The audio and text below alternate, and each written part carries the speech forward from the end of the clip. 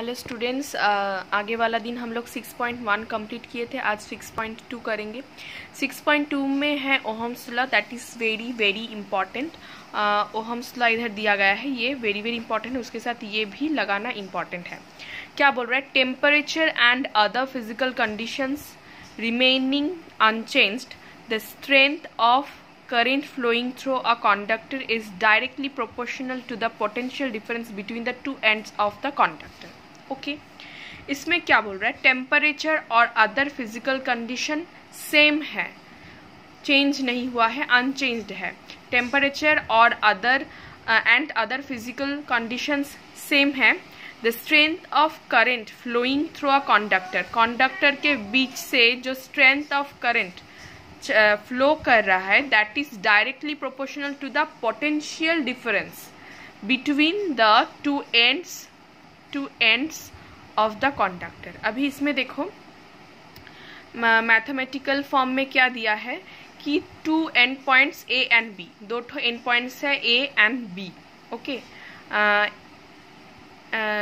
Of an electrical conductor A B are V A और V ई respectively. इसका है we A और इसका है V B. Okay, and for the potential difference between two ends of the conductor strength of current is I. तो क्या बोल रहा है?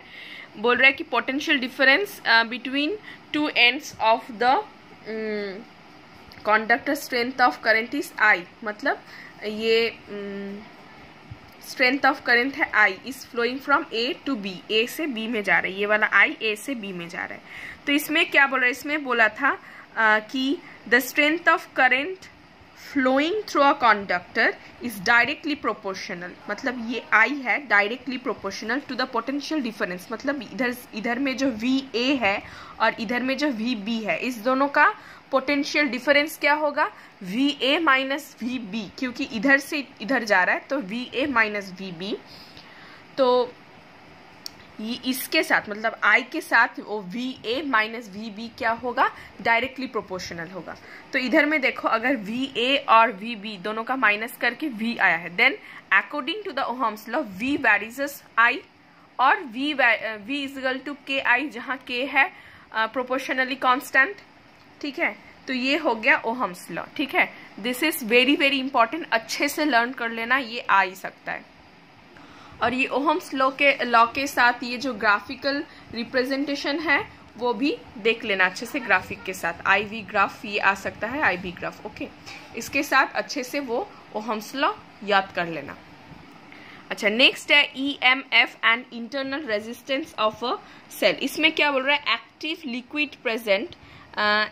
liquid present in a cell offers same resistance to the passage of electricity, and this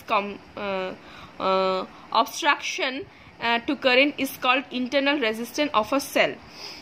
इसको denote किया जाता है R से। Internal resistance of a cell depends on the following factors. एक है डिस्टेंस बिटवीन द इलेक्ट्रोड्स, जो electrodes होता है उसका डिस्टेंस देखना पड़ता है। More the distance between the electrodes, more will be the internal resistance of a cell. दूसरा है immersed area of the electrodes in active liquid, और है nature of active liquid present in the cell. Okay, तो क्या बोल रहा है? Active liquid present in a cell offer some resistance to the passage of electricity. जो passage है electricity का, उसमें active liquid present cell offers करता है सेम रेजिस्टेंस में, and this obstruction to current is called. और जो ये ऑब्स्ट्रक्शन है करंट का, उसी को बोला जाता है internal resistance of a cell. Okay, अच्छा, नेक्स्ट है resistivity and conductivity. Resistivity and conductivity में क्या बोल रहा है? रेजिस्टिविटी का डेफिनेशन है the resistance of a conductor having unit length and unit cross sectional area is called specific resistance और रेजिस्टिविटी। तो देखो, ये रेजिस्टिविटी में क्या बोल रहा है? The resistance of a conductor having unit length and unit cross sectional area. तो इसमें क्या बोल रहा है? अगर एक ही शेप का बहुत सारा जितना होता है अलग अलग मेटेरियल्स, उसका दो अलग अलग कंडक्टर का रेजिस्टेंस अलग रहेगा, लेकिन इसमें जो यूनिट लेंथ और क्रॉस सेक्शनल एरिया है, यूनिट लेंथ और क्रॉस सेक्शनल एरिया है, इसी को बोला जाता है स्पेसिफिक रेजिस्टेंस और रेजिस्टिविटी। और कंडक्टिविटी क्या है? Reciprocal of resistivity is called conductivity. मतलब रेजिस्टिविटी के साथ कंडक्टिविटी का म्यूचुअल ऑफ रेजिस्टिविटी के साथ जो म्यूचुअल्स है दैट इज कंडक्टिविटी। तो यूनिट ऑफ रेजिस्टिविटी ये देख लेना, और यूनिट ऑफ कंडक्टिविटी।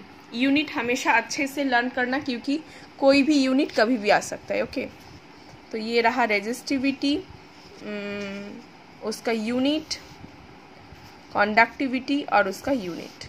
ओके, अच्छा, commonly used conductors and insulator. Usual aims to use a conductor is to transmit heat and electricity from the source to place application. On the other hand, usual aim to use an insulator to restrict heat and electricity in flowing from the source of other places.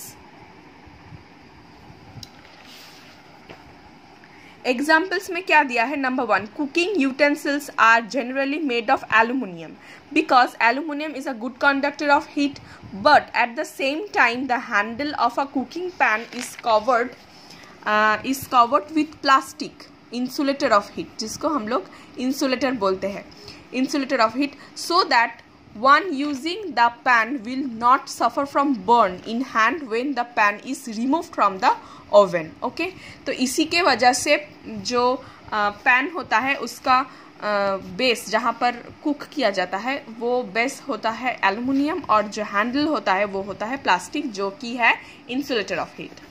Number 2 क्या बोल रहे हैं? We generally use metallic conductor in case of electrical conduction. Alloy of copper, aluminium are used for making electrical conducting wires, again to protect ourself from severe electric shocks during conduction of electricity. Insulations of insulator like backlight or plastic are given on the conducting wires. तो wire में भी वैसा ही arrange किया है जिसमें हम लोग को इलेक्ट्रिकल शॉक ना लगे। Number 3, in electricity supply system sockets of ceramic, porcelain और china clay are used as insulator in the electric poles. तो इसमें इलेक्ट्रिक इंसुलेटर का हिसाब में ये सब रहता है। Ceramic insulation are used in 25000 volt electric lines in railway electric power system. तो रेलवे इलेक्ट्रिक पावर सिस्टम में सेरामिक इंसुलेशंस यूज्ड होता है।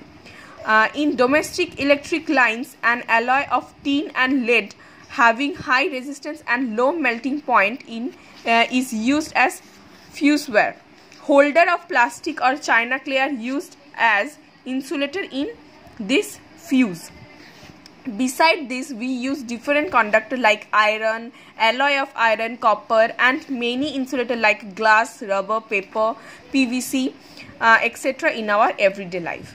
ठीक है, तो ये सारा एग्जाम्पल्स है, ये कैसे इंसुलेटर और कंडक्टर कैसे हम लोग को हेल्प करता है और इंसुलेटर कैसे यूज किया जाता है जिसमें हम लोग का कोई तकलीफ ना हो, तो वो सारा है एग्जाम्पल्स। ओके, नेक्स्ट हम लोग जाते हैं series and parallel combination of resistance. Domestic circuit में दो तरह का होता है, दो तरह का रेजिस्टेंस यूज किया जाता है, एक है सीरीज और एक है पैरेलल। ओके, सीरीज और पैरेलल में जो हम लोग जाएंगे उसके पहले है इक्विवेलेंट रेजिस्टेंस। इक्विवेलेंट रेजिस्टेंस क्या है? Equivalent resistance है when a number of resistors combined together.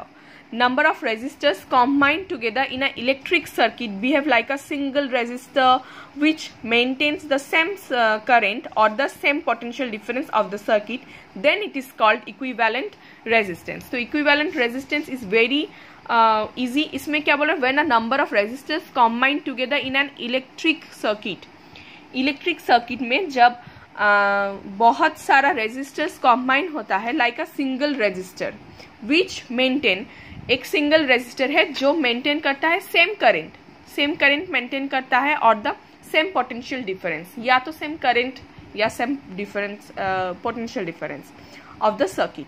इसी को बोला जाता है इक्विवेलेंट रेजिस्टेंस। ओके, तो इक्विवेलेंट रेजिस्टेंस अभी दो वेज है, एक है सीरीज और एक है पैरेलल।